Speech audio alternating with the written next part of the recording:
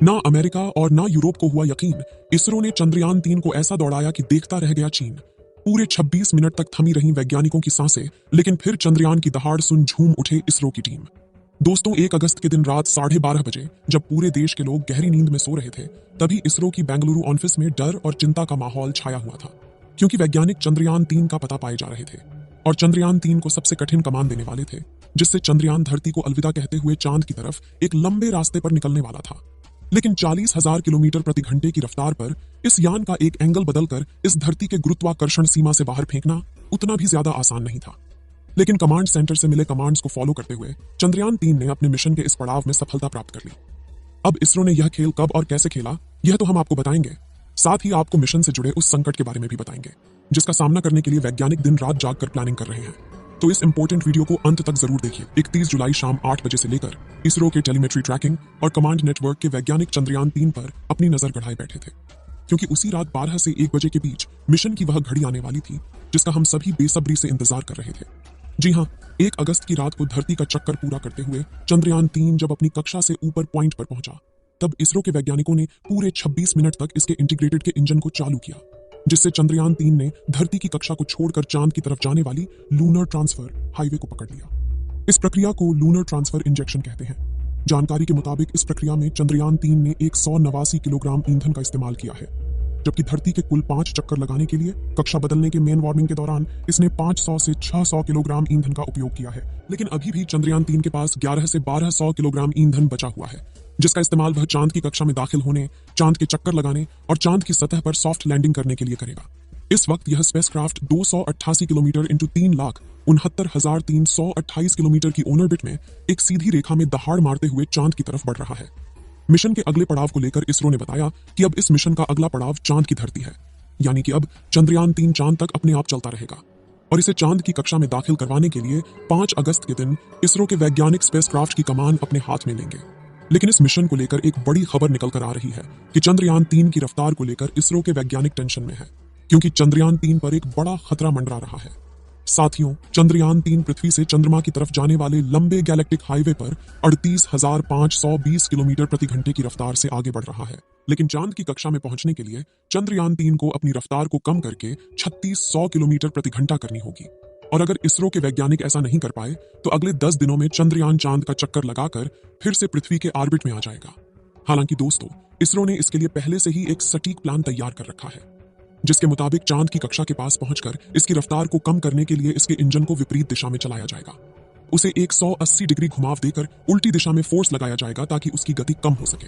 इस प्रक्रिया को डी बूस्टिंग कहा जाता है।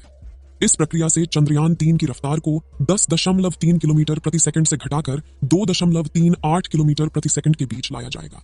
जानकारी के लिए बता दें कि पृथ्वी की ऑर्बिट में चंद्रयान की रफ्तार 1 किलोमीटर प्रति सेकंड से 10.3 किलोमीटर प्रति सेकंड के बीच रही थी, यानी कि जब चंद्रयान 3 अपनी कक्षा में पृथ्वी के सबसे नजदीक यानी पैरजी पॉइंट पर आता है, तब उसकी गति 30,080 किलोमीटर प्रति घंटा रहती थी। जब यह धरती से दूर यानी अपोजी पॉइंट पर जाता था तो उसकी स्पीड 3600 किलोमीटर प्रति घंटा हो जाती थी। इस वक्त चंद्रयान की तरफ जाने वाले गैलेक्टिक हाईवे पर करीब 40,000 किलोमीटर प्रति घंटा की रफ्तार से सफर कर रहा था। चांद के पास इसकी गति कम करने के बाद सही मौका देखते हुए चंद्रयान 3 को चांद के गुरुत्वाकर्षण सीमा में धकेल दिया जाएगा, जहां वह चांद की कक्षा में कुल 5 चक्कर लगाते हुए चांद की सतह से अपने डिस्टेंट को कम करता चला जाएगा और आखिरी दिन तो 100 किलोमीटर की कक्षा में खुद को स्थापित कर देगा। आपको बता दें कि 17 अगस्त के दिन इसी कक्षा में चंद्रयान 3 का प्रोपल्शन मॉड्यूल और विक्रम लैंडर एक दूसरे से अलग होंगे, जिसके बाद विक्रम लैंडर में लगे पावरफुल इंजन को फायर करके 20 अगस्त के दिन ऑर्बिट को चेंज किया जाएगा, यानी कक्षा बदलाव की प्रक्रिया की जाएगी, जिसके जरिए वे लैंडर को चंद्रमा के अंदर 100 किलोमीटर की कक्षा में धकेला जाएगा, जिसमें घूमते हुए अपनी रफ्तार को कम करेगा और अपनी लैंडिंग साइट को खोजकर वहां उतरने की प्रक्रिया में आगे बढ़ेगा। अब अगर आप सोच रहे हैं कि चंद्रयान 3 को डायरेक्ट 100 किलोमीटर वाली कक्षा से ही नीचे क्यों नहीं उतारा जा रहा है, तो उसका नाता इसरो के पिछले मून मिशन चंद्रयान 2 से जुड़ा हुआ है, जो कि लैंडिंग के दौरान फेल हो गया था। तो दोस्तों, जैसा कि आप जानते हैं कि पृथ्वी और मंगल ग्रह पर वातावरण की मौजूदगी की वजह से लैंडिंग के दौरान फ्रिक्शन पैदा होता है, जो किसी भी लैंडर की रफ्तार को कम कर देता है। लेकिन चांद पर इतना पतला वातावरण है कि रफ्तार कम करने का पूरा लोड लैंडर में लगे थ्रस्टर्स पर आ जाता है, और यही थ्रस्टर्स लैंडिंग के दौरान दिक्कतें पैदा करते हैं, क्योंकि जैसे ही यह चालू होकर स्पीड को कम करने के लिए विपरीत दिशा में धक्का लगाते हैं, तो इनसे चांद की सतह की ढीली मिट्टी उड़कर लैंडर के थ्रू रियल सेंसर्स में जाने का खतरा बढ़ जाता है, जो मिशन पर पानी फेर सकता है। चंद्रयान 2 मिशन की लैंडिंग के दौरान यह दिक्कत आई थी, साथ ही मिशन की लैंडिंग साइट ने भी आग में घी डालने का काम किया था।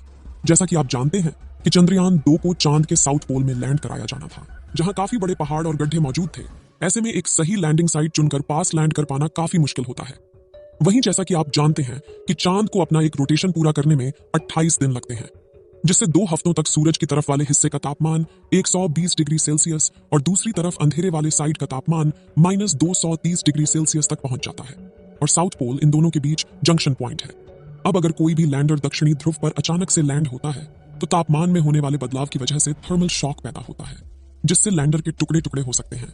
वहीं धरती से काफी दूर होने की वजह से पिछली बार इसरो के साथ चंद्रयान 2 का कम्युनिकेशन भी टूट गया था।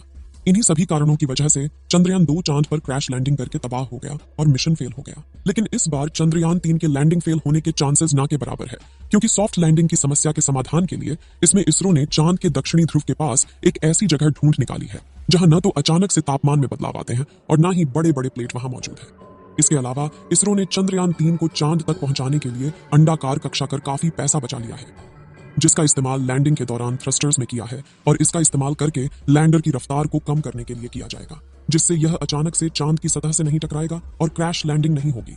इसके अलावा 20 अगस्त के दिन जब चंद्रयान 3 का विक्रम लैंडर चांद की 100 किलोमीटर से 30 किलोमीटर की कक्षा में प्रवेश करेगा, तो इस पर लगे सेंसर चांद की सतह और अपनी लैंडिंग साइट का दौरा करेंगे। साथ ही कक्षा में ही चंद्रयान 3 अपने डी बूस्टर्स और थ्रस्टर्स को चालू करके अपनी रफ्तार कम करेगा और अपनी कई हजार किलोमीटर की रफ्तार को कम करके सिर्फ 3 से 7 किलोमीटर प्रति घंटा की रफ्तार से चांद की सतह पर लैंड करेगा, जिससे चांद की मिट्टी भी नहीं उड़ेगी और इसके सेंसर्स भी सही सलामत रहेंगे।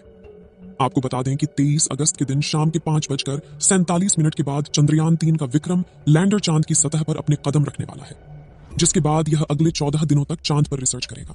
तो दोस्तों, क्या आप भी हमारी तरह चंद्रमा पर चंद्रयान 3 की लाइव लैंडिंग देखने के लिए बेताब हैं? तो कमेंट सेक्शन में इसरो के मिशन के अगले पड़ाव के लिए शुभकामनाएं जरूर दीजिए। इस वीडियो को एक लाइक जरूर करें और अपने मित्रों तक इस वीडियो को शेयर करें ताकि उन्हें भी जानकारी मिल सके, और अपने भरोसेमंद चैनल को सब्सक्राइब जरूर करें और बेल आइकन को ऑल पर सिलेक्ट करना बिल्कुल ना भूलें। मिलते हैं किसी और नॉलेजेबल वीडियो के साथ। वीडियो को अंत तक देखने के लिए धन्यवाद।